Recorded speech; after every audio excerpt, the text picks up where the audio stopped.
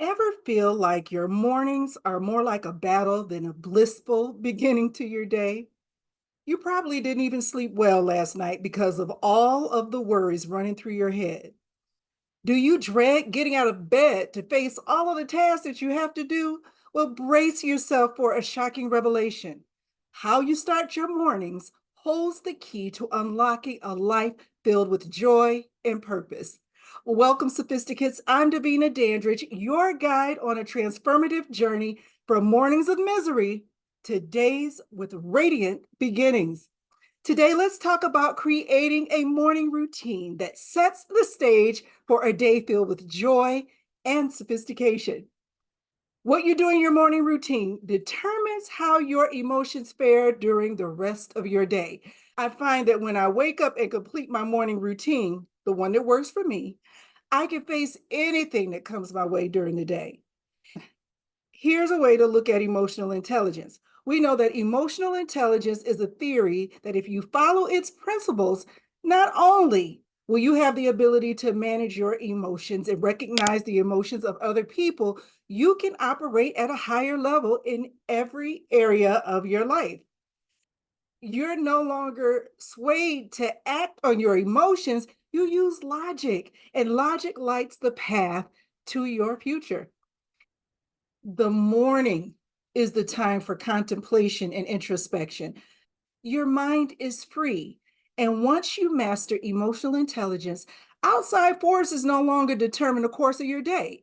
When you master emotional intelligence, the peacefulness of the morning is where you find the power to cultivate your emotional regulation. And that sets the tone for positivity for the rest of the day. For the last 3 years, I've created a morning routine that works for the place where I am right now in my life and the plans that I have for my future self. Because my day starts with an intention to create an emotional environment that is managed and directed by my desires. And that's what I have intended for my life. So, with that being said, few issues or circumstances bother me in the way that they used to. What someone says or what someone does or what they don't do doesn't impact how I feel. And it doesn't impact how I think or how I behave for the rest of the day. Oprah Winfrey said the biggest adventure you can take is to live the life of your dreams. And I believe that to be true. When I think about having joy in my life, or when I think about what I want to do in my future, or if I'm satisfied where I am in my life right now, or in a situation that I'm in, I take time in the morning to think about those things concerning me and the people I love. The first thing you should do is think about this each morning. It's not thinking about the report that you have to submit or think about the one-on-one that you're going to have later on at work. Those aren't the things that you should start your morning with.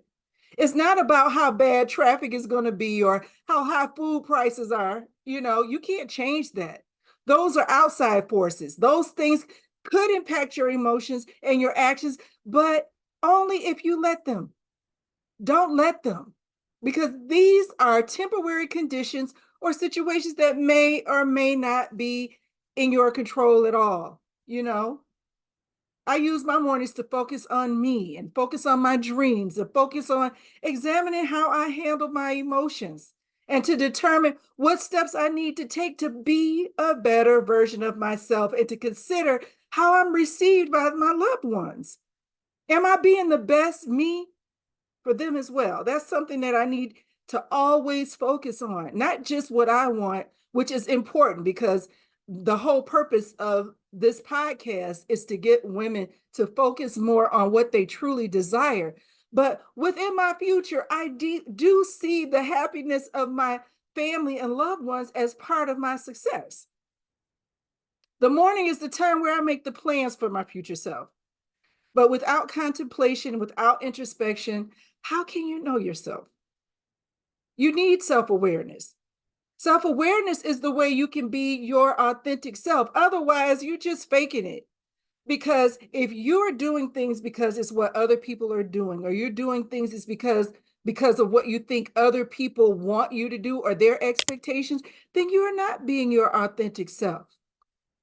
On the other side, you may have the perception of yourself right now that everything is going good, except for maybe this thing or maybe that thing or some area in your life where you feel like you could use a little work, but everything else is going good. And you think that overall you're that deal, right? But the reality may be that you're not as together as you think you are, or as together as you could be. But setting your intention in the morning can put you on the right path to experience more peaceful and happy days.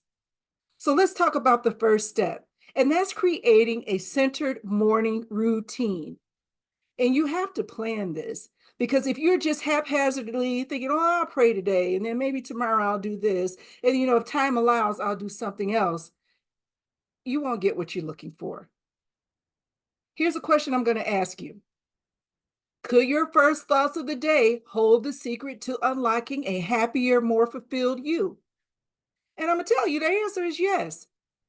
Because when you introduce centeredness into your mornings through gratitude, journaling, or prayer, or physical exercise, you can profoundly shift your mood.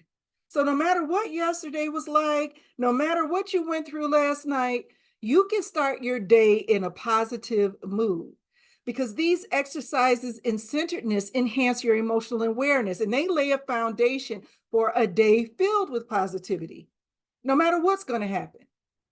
I have a routine that I developed for myself that has evolved over time. I've attempted to be consistent with other routines over the years, but they didn't work. I used to be concerned about mastering a routine that I saw someone else do, like people online or those things just didn't work for me. My reality was that I wasn't going to be making vegetable smoothies every morning before taking my daughter to school. And neither was I going to be going to the gym every morning before work and possibly ruin my hair for the rest of the week. But that was me then. Like I said, your routine is an evolution. Right now, those same things don't bother me. Even back then, I was flexible.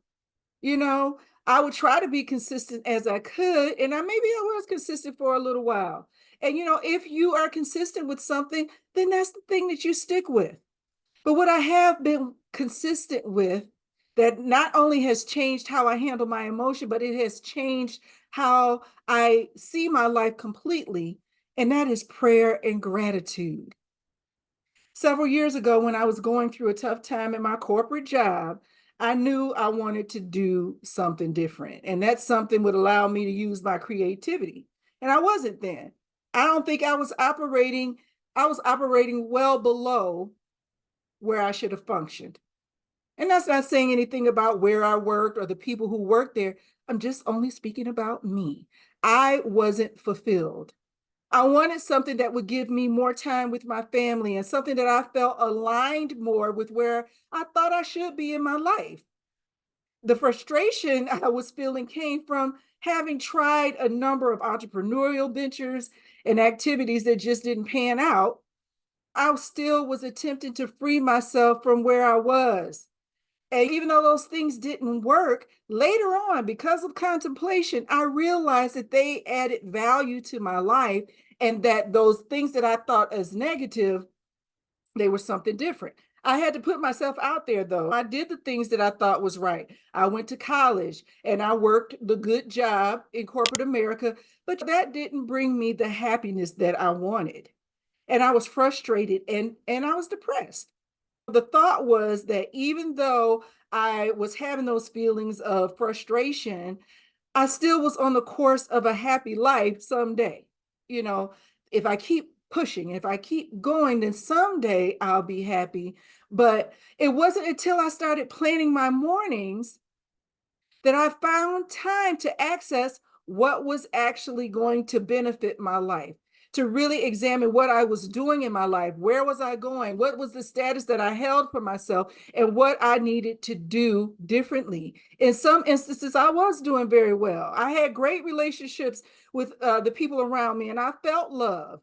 Okay, that was good, but I didn't feel good within myself. I didn't feel like I was at the place that I should have been at that time. And there's a place for should. But until I took time to look at myself, I didn't realize how knee deep I was in people pleasing or over explaining myself. The over explaining was where I was compensating for those feelings that I had of frustration and fulfillment by trying to explain to everyone all of the things that I was doing instead of making a plan and then celebrating when the time was right. I'm going to do this. I'm thinking about doing this, and I might go back to school. And, I'm going to take this course. All those things are good and fine until I was actually taking the time in my morning routine to contemplate whether this is something that I should be doing or what I really wanted. All that was just talk. And it was going to be a futile exercise in just doing work, busy work, if I didn't sit down and think about and make a plan for what I wanted to do in my life. I was positive because I thought someday, but when you're just thinking someday, that someday is way, way, way off. Helen Keller said, optimism is the faith that leads to achievement. Nothing can be done without confidence. And I believe that. A morning A morning routine empowers you with the confidence to handle whatever is going to happen during that day. So, tomorrow morning, what I want you to do is to begin with a moment of gratitude and acknowledge three things that you're thankful for. And then I want you to take 5 minutes to just contemplate your thoughts, just to center your thoughts and intentions. That's it. Three things you're grateful for, whether they happened yesterday, 6 months ago, 6 years ago. And then be thankful for that. Write it out. And then write something that you're going to do, something that is big that you want to do. And then you can set your intentions for it. But let me not jump ahead. My second point is nourishing your body and your soul. I mentioned earlier that I didn't see myself making those veggie smoothies every morning before work. Now, while I didn't make the veggie smoothies, I did buy one each morning before work. I got the smoothies in the way that worked for me. So I'm saying here is that you can establish your routine, but you should also be flexible because your routine isn't written in stone. You should try many different ways to get to the centeredness that is going to lead you to sophisticated empowerment. And having breakfast is one way to start your day on the right foot. Your breakfast nourishes not just your body, but your emotions too. Choosing breakfast can be a form of self-care, honoring your physical and your emotional needs. So opt for a breakfast that energizes you, that satisfies you, and it sets a positive tone for the day ahead. Now, listen, you might not think that breakfast is important. I'm not debating about diets, about not eating for so many hours in a day, or no eggs, or no pork, or dinner for breakfast. I could go on and on. But if you start your day without nourishment, you could get hungry and angry. And anger is not a positive emotion. So why would you want to start your day that way? I talk about being an emotional planner instead of a triggered responder. So I'm saying don't just make a plan for your emotions to prevent unwanted feelings. Make an emotional plan to experience more of the good emotions, the emotions that fuel your creativity, the emotions that motivate you to pursue a happy morning. Those things, plan for those as well. Because there are certain nutrients in foods that you eat in the morning that give you the energy to exercise, to get you out of that brain fog or keep you from being confused. And that happens when you have a lot of stuff going on in your life. I know for me, it does happen. If I don't eat, if I don't have that time in the morning, then my day isn't as smooth as it could be. So eat some of those foods in the morning that boost you up. I have an elixir that I mix and it gets me, going in the mornings. And sometimes I drink mushroom coffee. I know you're saying mushroom coffee. Ugh. Well, let me tell you, that mushroom coffee is good. It's surprising, but it's good. Sometimes I do make a smoothie, but often I might cook a whole meal during the week for my family. It feels good when I know that I'm doing something good for my mind, my body, and emotions, and even for my family. Audrey Hepburn says the most important thing is to enjoy your life, to be happy, and that's all that matters. So let's take a step to be happy in the morning. Let's experiment with a breakfast that combines nourishment and pleasure. Maybe you might just start with yogurt and then you use toppings that you like fruits and nuts. But be flexible. And remember, do what works for you. You might get ideas from somewhere else, try them out, tweak them. If they don't work, move on. All right. So, my third point is set intentions with emotional clarity. How can setting intentions guide your day towards fulfillment? I'll tell you, clear intentions led by emotional intelligence can transform your approach to daily challenges, fostering resilience and focus. Resilience is strength. Setting your intentions with your emotional and personal goals paves the way for a purpose driven day. Most people let life happen to them. They do what they've been taught or shown by their family or society. I've had clients tell me, I'm good as long as I can go to work every day and pay my bills. I'm happy. Or I don't need anybody. I've been doing things all by myself anyway. Okay. Or they might say, I just am how I am. People either accept me or they don't. Let me tell you, these statements are evidence that not everyone plans or attempts to live their life on purpose. When you operate under these ideas, you just letting life happen to you. These same people take so much time to care meticulously for their homes, right? Or they care meticulously for their hair or their clothes, but they don't take any thought of their desires for their future. Do you care about your future happiness? I do.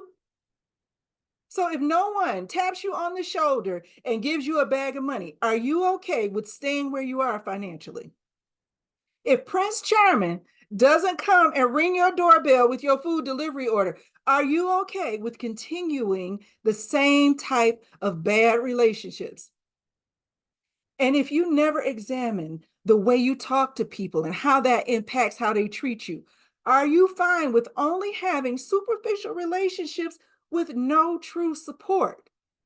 The only way you can be who you want to be, or do what you want to do, or even have what you desire is to be intentional about the state of your emotions and your relationship with God and creating a plan for your future. This all starts with your morning routine. Emotional clarity comes from introspection. When reviewing your past events, and these events might even happen yesterday. So when you review your past, you should take note of a couple of things. Here's one, the first one, how you respond to triggers. How do you respond? What's your knee-jerk reaction? The second thing is, how have you survived adverse situations and traumas in the past? Look, you have survived them. You should be proud of yourself for getting over them. And if there's something that's really triggering you still, work it out. If that means therapy, if that means counseling, if that means getting with some type of group to talk it out, look for the people who have the answers and can help, but work on it. And then the third thing is to look at those lessons that you've learned about yourself and make note of them. Like, I am stronger than I thought I was. I'm even smarter and more resilient than I give myself credit for. This is why prayer, gratitude, and contemplation are so important to the course of your day. With prayer, you get to boldly ask God to give you the petitions of your heart. That means that it is perfectly acceptable for you to want more than just enough money to pay your bills. What if someone you know or loves needs your financial help? You can't even help them. There may come a time when you may need someone for physical support to help you during an unexpected crisis. God would help you soften your heart so that you can put down that superwoman persona and really ask for help when you need it. And God can show you where you have errors in the way that you think about your behavior and how it impacts other people, so that you can see how you show up to other people, so that you can change your ways and build a community of support. God is where wisdom and ideas and plans come from. Being thankful is so important. It is so important.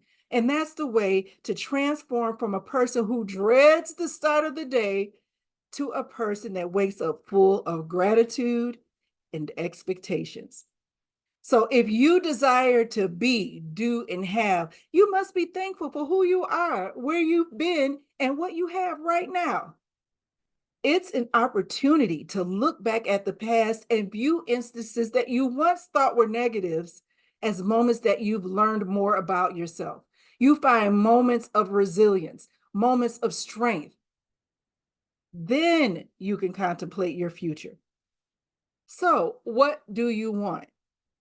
Not how can you get from where you are with the things that you know right now, but what are the things that you want?